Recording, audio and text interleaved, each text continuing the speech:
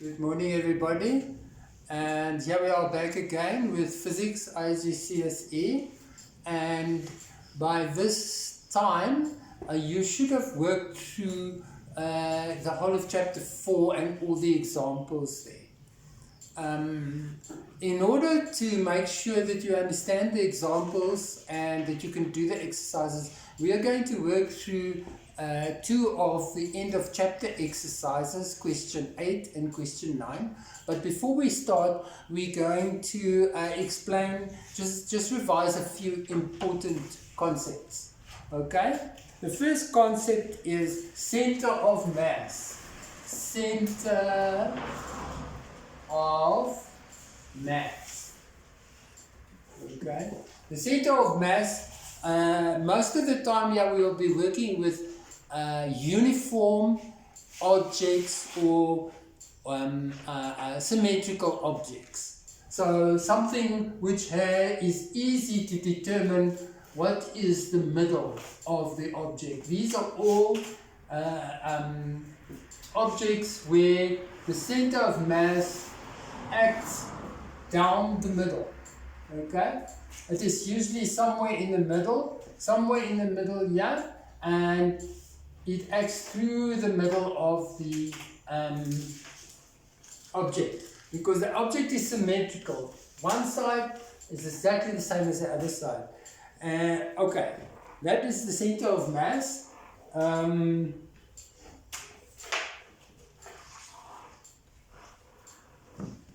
Now, the contact force is the force that stops the object from falling through the ground. Okay?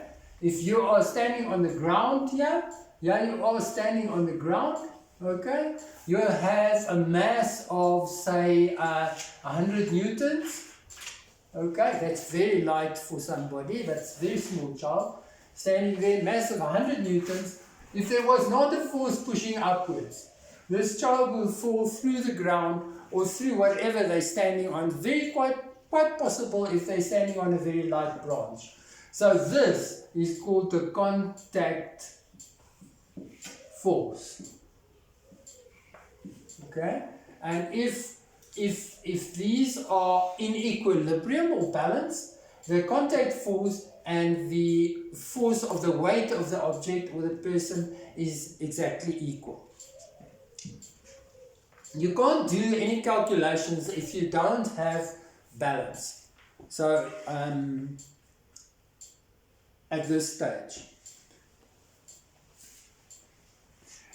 The next concept is the moment of a force about a point. Moment of a force. Moment of a force. This moment, as soon as you see moment, you know they're talking about a turning force. So, if you have a beam and you have a pivot here, and you have a force here, then the moment of this force, let's say this is 10 Newton, and let's say this is 2 meters away from the pivot. Then the moment of this force about this point is the force times the distance in meters. Okay? So this is to be 10 times 2 is equal to 20 Newton meters. That is a moment about of this force about that point. And you can have more forces here, you can have another force here, with another distance here, and you can have a force here, with a distance here. It's always the distance from the force to the pivot. Okay? So this will be this distance here, this will be this distance here. Okay. So now, the next concept that we want to make sure that you understand is clockwise and anti-clockwise moments. So if we have this beam again like this, and you have a force acting here and a force acting here. whether this is balanced or not. It could be balanced, it might not be balanced. Let's suppose it's balanced. Let's suppose this is 2 meters and this is 2 meters from the pivot. This force is 10 newtons, this force is 10 newtons. Then this is going to be balanced, except for this piece jutting out there. We'll have a moment here of 10 times 20 is equal to 200 Newton meters. And here again will be 10 times 20 equal to 200 Newton meters. Okay. Now, which is the clockwise moment and which is the anti-clockwise moment? The clockwise moment is the moment which would cause the beam to turn clockwise if it was unbalanced. That is this one here. This is the clockwise moment that we've just calculated here. Because if this wasn't here, if it was unbalanced, this beam would turn that way. Okay? And that is clockwise. Which is the anti-clockwise moment? Exactly the other way around. If this was the force that was acting and there was no force here, then this beam would turn that way, and that's anti-clockwise. Okay? If it's balanced, the clockwise moments and the anti-clockwise moments will be equal. Right. Now we move on to question 8.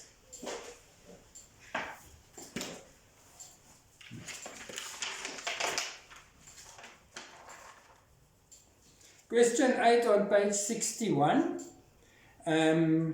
They have a uniform beam. Uniform beam just means it's not thicker at one place than the other. Here's a uniform beam, and there's a pivot here somewhere, and the beam is 3 meters long. So it's 3 meters from here to here, 3 meters. Okay? And it's pivoted 1 meter from end A. This is A side and this is B side. So 1 meter from A, there's the pivot. So this is 1 meter. Okay? And the weight of the beam is 200 newtons. Now, if this beam weighs 200 newtons, where is this weight acting? It's a uniform beam. So the center of mass is in the middle of the beam. So the weight of the beam is acting downwards in the middle of the beam, which is approximately here. Okay? Where is it exactly? Well, the beam is 3 meters long. This is a meter, so this must be 0.5 meters. Because 1.5 and 1.5 makes 3. So you can work that out.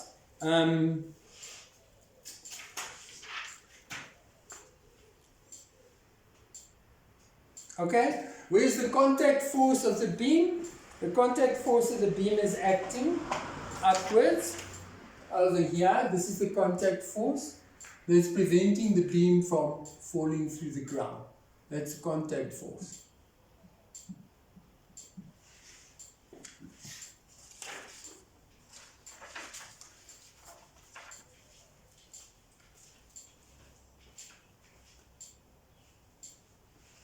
Now there's another force. What forces do we have here? We only have the weight of the beam, and we have this other force here. This force here. And they call it force, a third force, force F, is pressing down.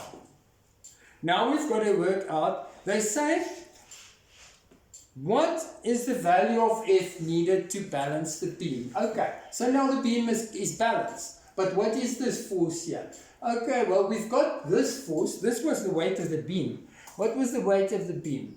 The weight of the beam was 200 newtons. That's the weight acting through the center of mass. So we have this distance, we have this force, we have this distance, we don't have that force. That's fine, we can work it out because it's balanced. The clockwise moments are equal to the anti-clockwise moments. So you can make an equation.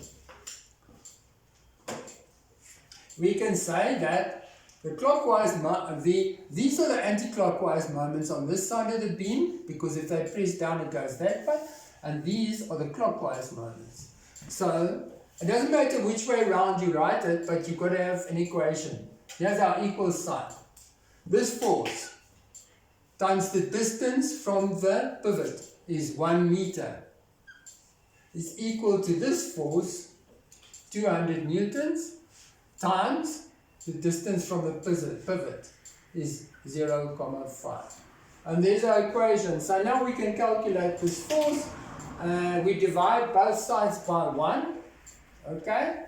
This 1, if times 1 is just if. If times 1 is just if. If we divided this by 1, it makes no difference. 200 by 5 is 200 by half. A half of 200 is 100. And then our force is 100 newtons.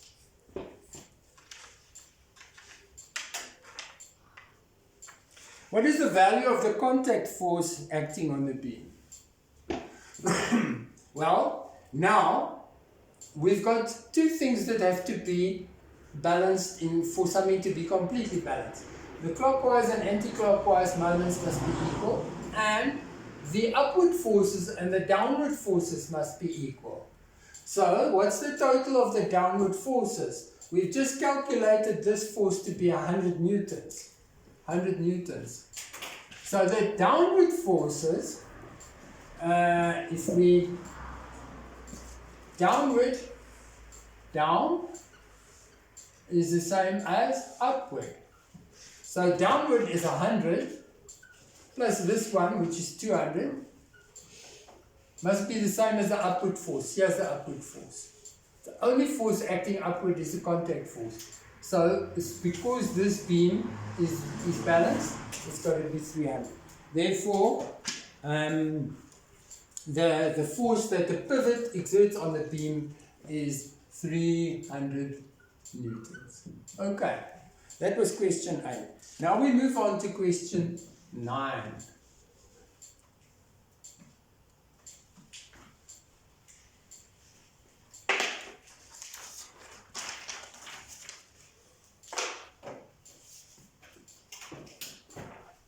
Question 9, we have a little beam like this, and it's resting on a pivot, which is actually a rock, and they have lifted up a concrete slab.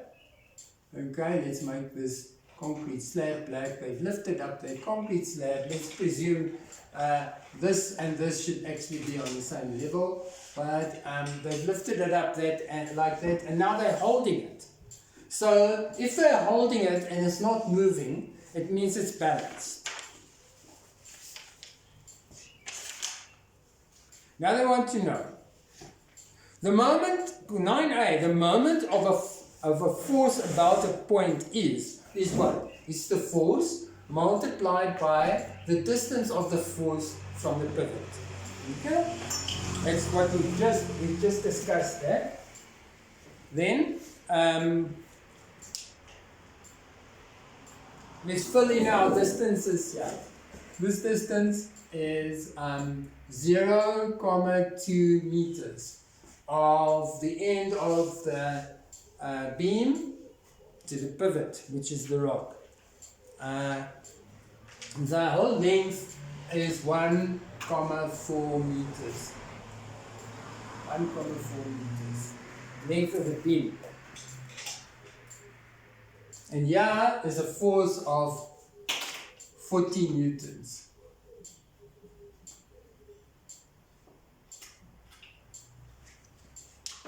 Okay. Acting downwards. I don't think we've forgotten anything here, except that the iron bar or the beam has a weight of 30 newtons. This beam here weighs 30 newtons. It's a uniform beam. So where's the weight acting? Down the middle. Here, from the center of mass, 30 newtons. What is the middle of a bar that's 1.4 long? The middle is, from the end is 0.7. So this distance here must be 0.5. 0.2 plus 0.5 is 0.7. 0.7 this way, 0.7 that way. Because it's the weight, it's acting downwards from the center of mass.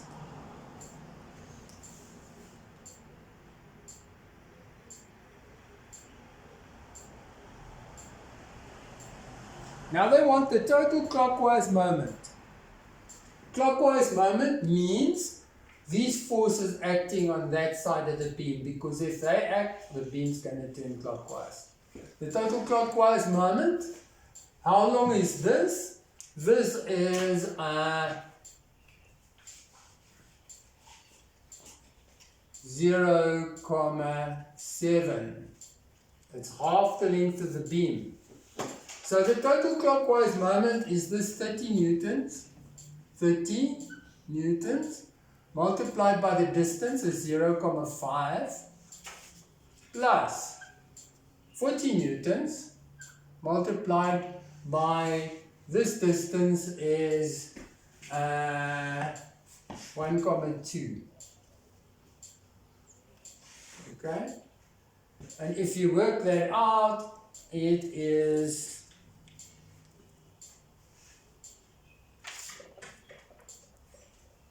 which I've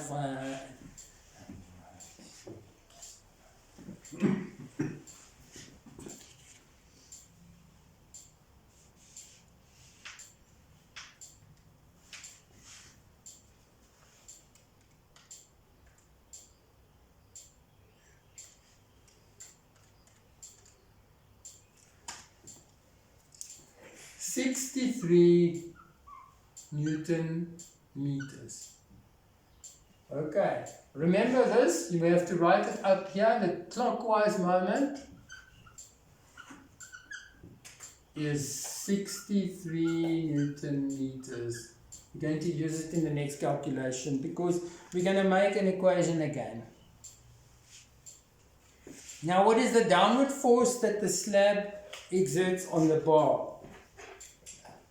The downward force that the slab exerts on the bar, this is balanced because they're holding it still. So there's a downward force here being exerted on the bar, and we don't know the force, but we do know the distance from the pivot. And the clockwise moments we just calculated. So we can make our same equation we used in question 8, except that we've already calculated the clockwise moments is 63 Newton meters, and the anti-clockwise moments is this force multiplied by the distance from the pivot. And that is a very easy equation to work out, and which I'm not going to do. You can work that out yourself, and that is question 9. So these are the parts of this of these moments which are most important for calculating unknowns, and this is the kind of questions you'll get asked in calculations. Okay, thank you.